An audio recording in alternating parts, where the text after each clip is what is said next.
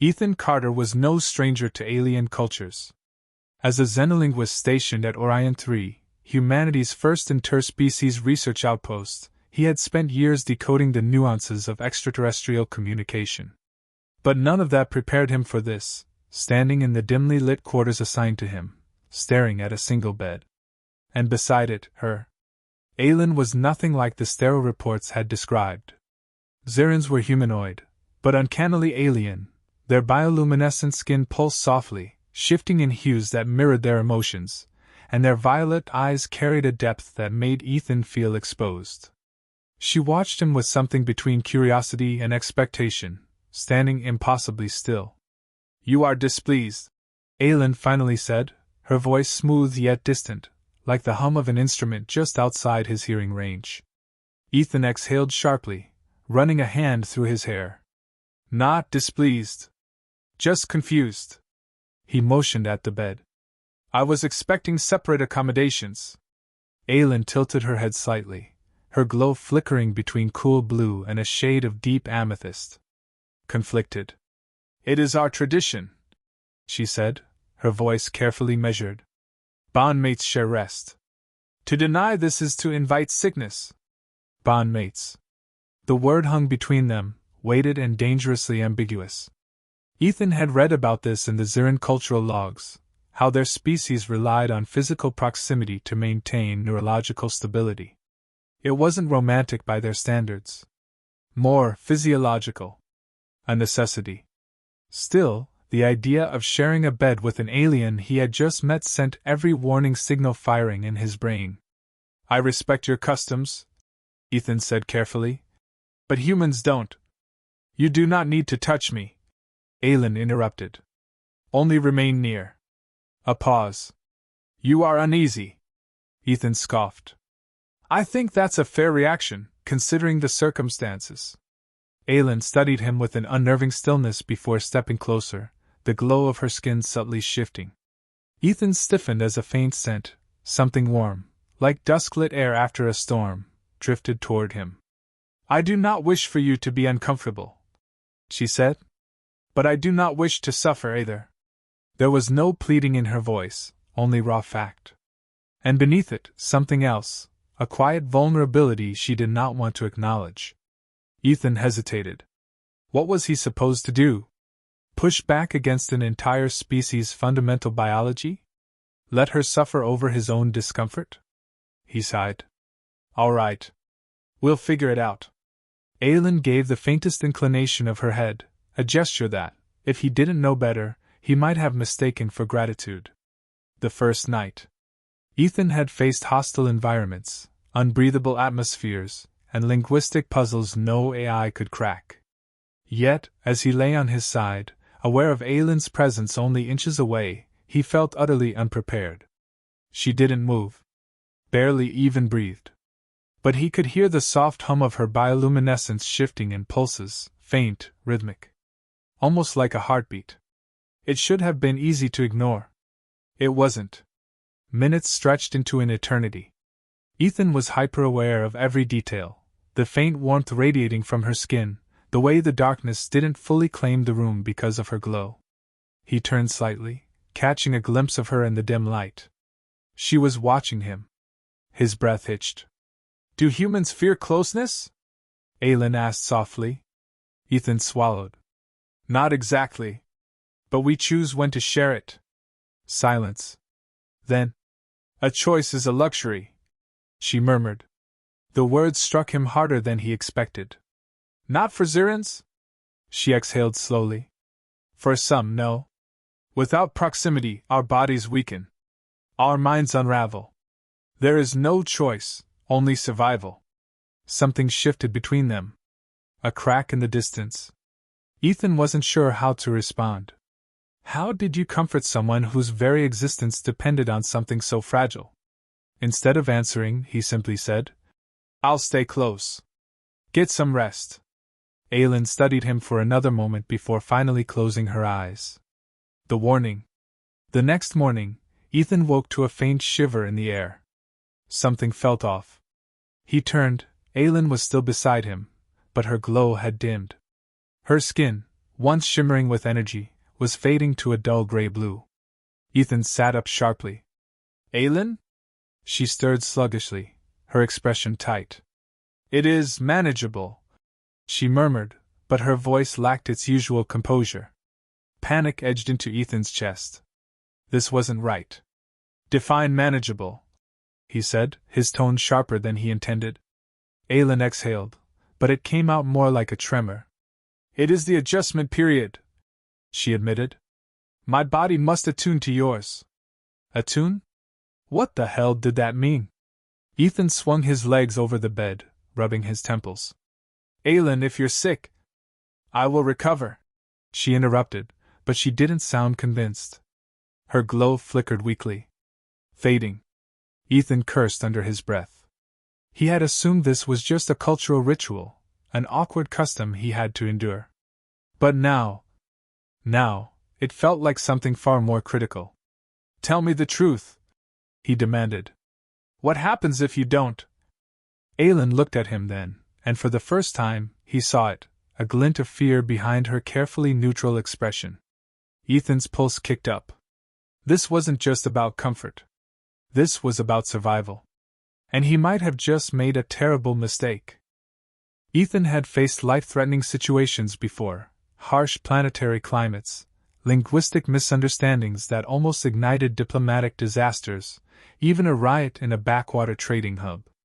But none of that prepared him for this, watching his alien roommate's bioluminescence flicker like a failing star.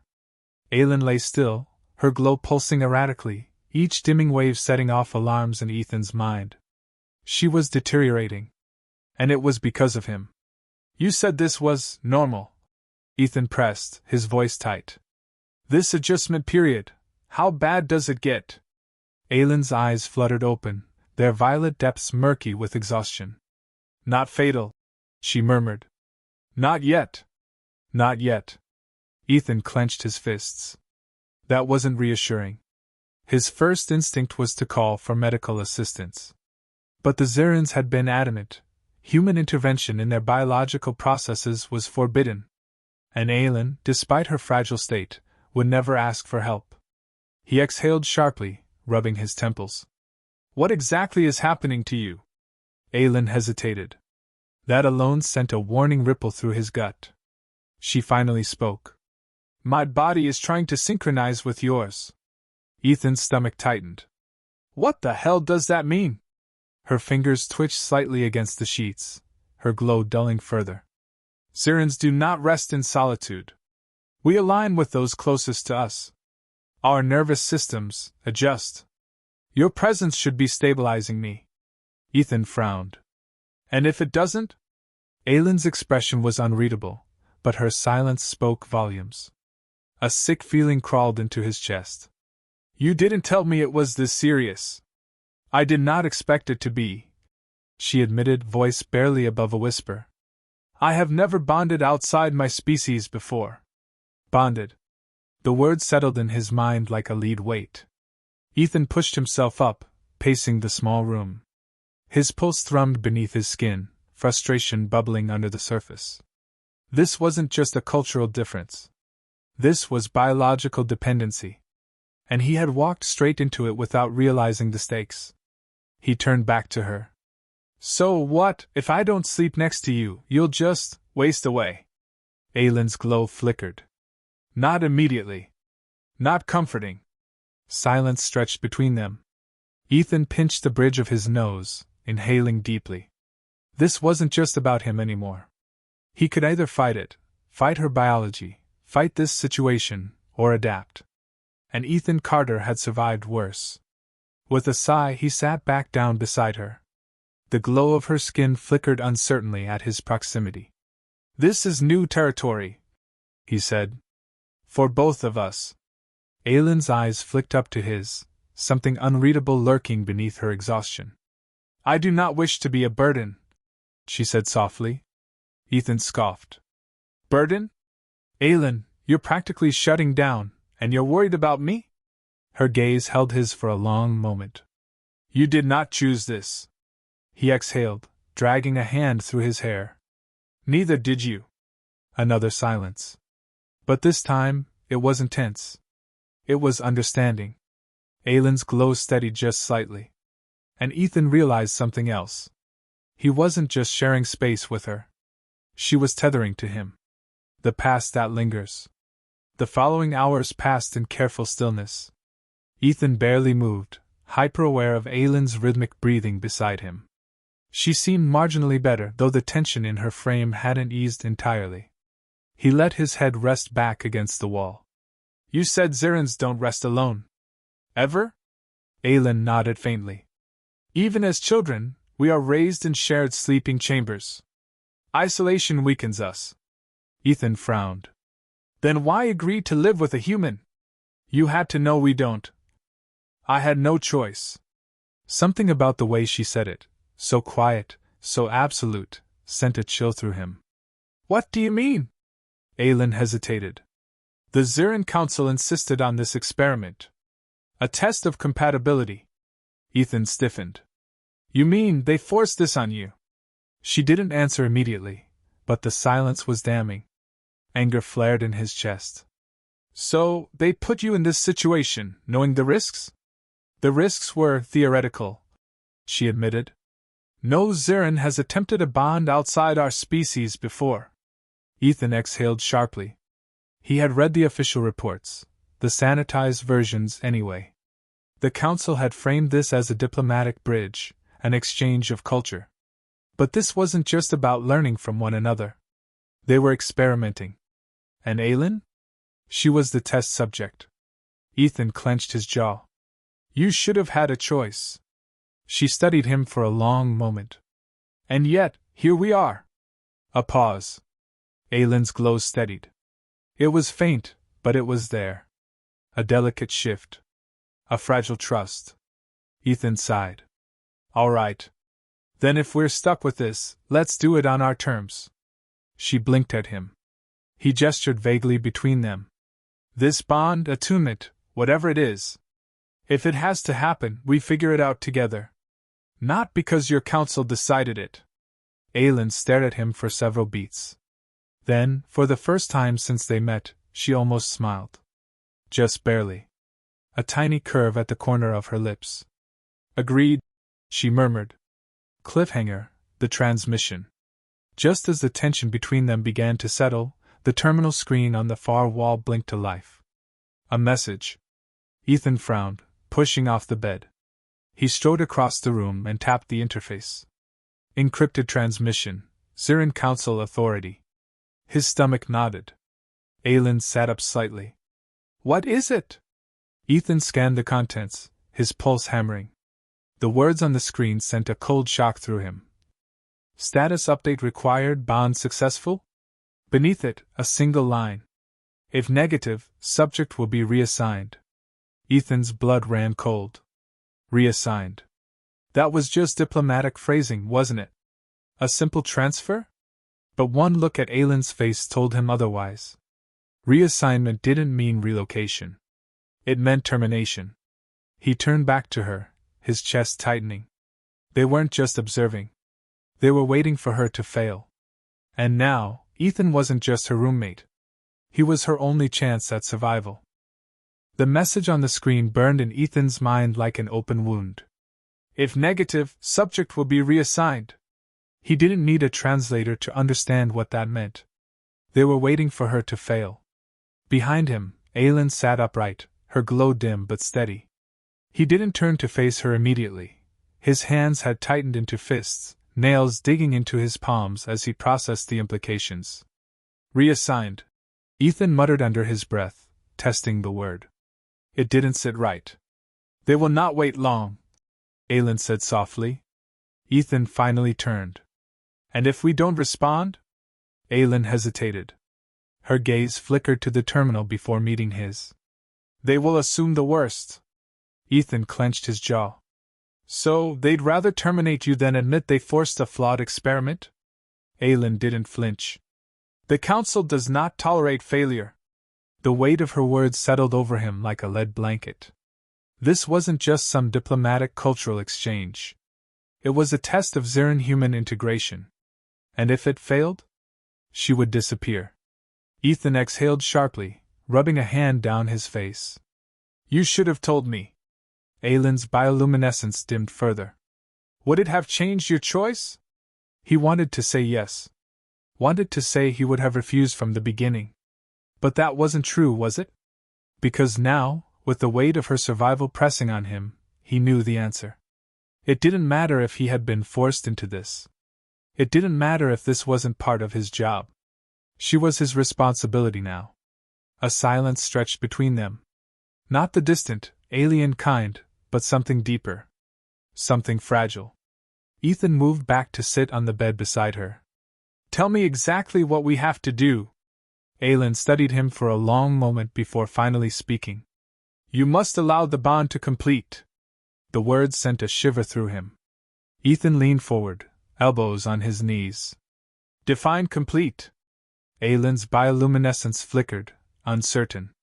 Zirn's attuned to those we rest with. Our bodies synchronize. It is instinctual. Ethan frowned. And how do we know if it's working? Aylin's gaze drifted down to her hands, to the dull glow struggling to stay alight beneath her skin. If it works, she said quietly, I will live. The words hit him like a fist. And suddenly, Ethan wasn't thinking about diplomacy. Or the mission. Or the Zirn Council waiting for their report. Suddenly, this was real. This wasn't just an alien experiment. This was her life. He swallowed hard, feeling something dangerously close to anger coil in his chest. They sent you here without knowing if it was even possible. It wasn't a question. Aylin hesitated, then nodded. Ethan exhaled slowly, controlled. Calculated. He wasn't the kind of man who lost his temper easily. But the idea that they had thrown her into this situation, with no contingency plan, no safeguards. They had sentenced her to death the moment she stepped into this room. He pushed off the bed, pacing.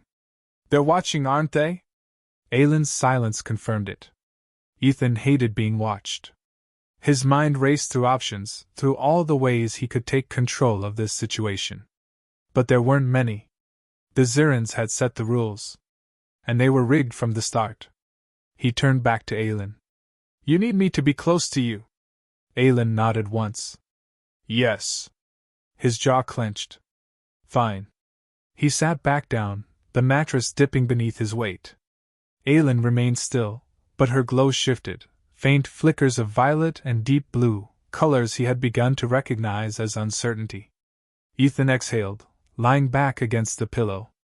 The room felt too quiet. Aylin hesitated only a moment before she shifted closer, settling just beside him. She didn't touch him, but the heat of her presence pressed against his skin like a whisper. Ethan forced himself to relax. And then he felt it. A pulse. Not physical, not external, but something else. A faint hum at the edge of his awareness, like an invisible thread stretching between them. Aylin's breathing slowed. The glow of her skin softened, no longer flickering erratically. Ethan's pulse remained steady, but something inside him recognized the shift. Their bodies were adapting. Whether he liked it or not, the bond had begun. The storm outside. Hours passed. Ethan remained awake longer than he should have, listening to the soft rhythm of Aylin's breath. But just as he was drifting off, something changed. The lights outside their quarters flickered. Ethan's eyes snapped open. Aylin stirred beside him, her glow brightening in response to the shift in the air. Something was wrong. A second later, the emergency alarms blared. Ethan bolted upright.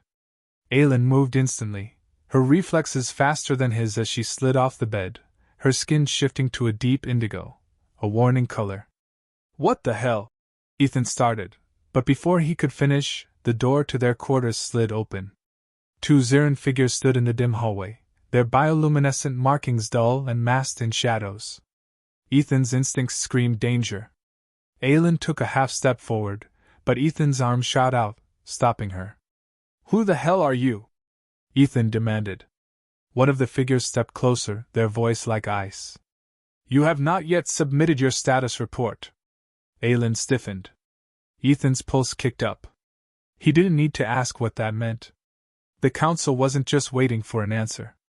They were here to take one. And if they didn't like what they found, Aelin wouldn't make it to morning. The Zirans standing in the doorway weren't soldiers. They didn't need to be. Their presence alone was a warning. Comply or disappear. Ethan barely breathed, his mind racing through possibilities. Aelin stood rigid beside him, her bioluminescence locked in a deep, unreadable shade of violet. She knew what was coming. The taller of the two Zirans, *** council envoys, judging by their muted glow and the ceremonial glyphs etched into their clothing, *** spoke first. You have failed to report your status. His voice was measured, but there was no mistaking the steel beneath it. Ethan crossed his arms. We've been a little busy. A flicker of irritation passed through the envoy's glowing skin. That is irrelevant. A determination must be made.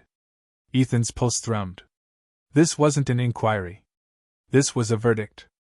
Aelin stepped forward, her voice calm but firm. We require more time. The envoy's glow darkened. That is not how this works. The bond was to be tested. If it does not form, then the experiment is a failure. Aelin stiffened, but Ethan took a step in front of her before she could speak.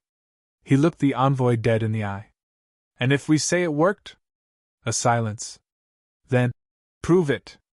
The second envoy, silent until now, finally moved, pulling out a small, cylindrical device. The moment Ethan saw it, his stomach dropped. A neuroresonance scanner. He didn't know much about Ziran technology, but he knew enough to understand one thing. It would detect the truth.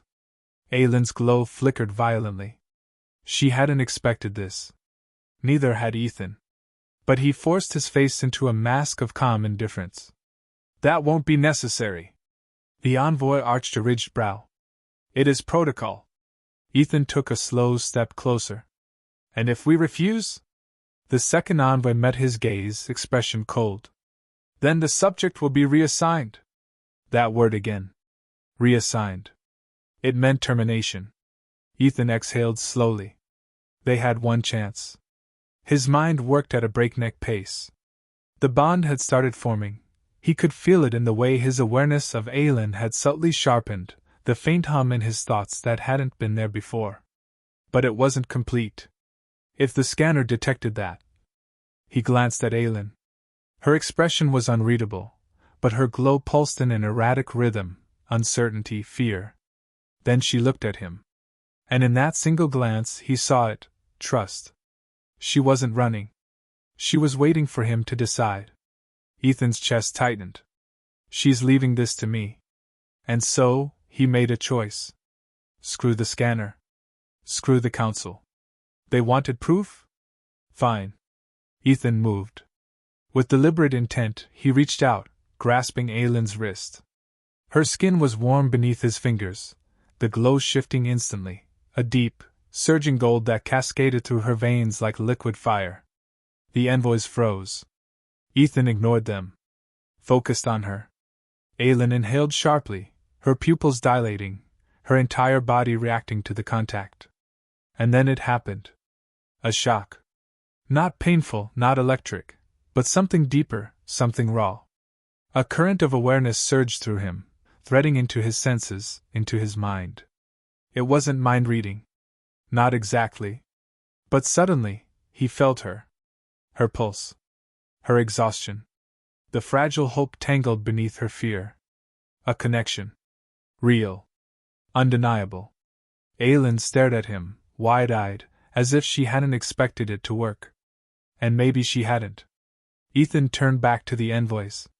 His fingers remained curled around Aelin's wrist. He held their gaze, steady and unwavering. The bond is complete, he said. You have your proof. A long, heavy silence. The scanner in the second envoy's hand remained untouched. For several agonizing moments, no one moved. Then, the taller envoy's glow flickered. Subtly, but noticeably. Surprise. He exhaled slowly. Very well. Ethan kept his expression neutral. But he didn't release Aelin's wrist.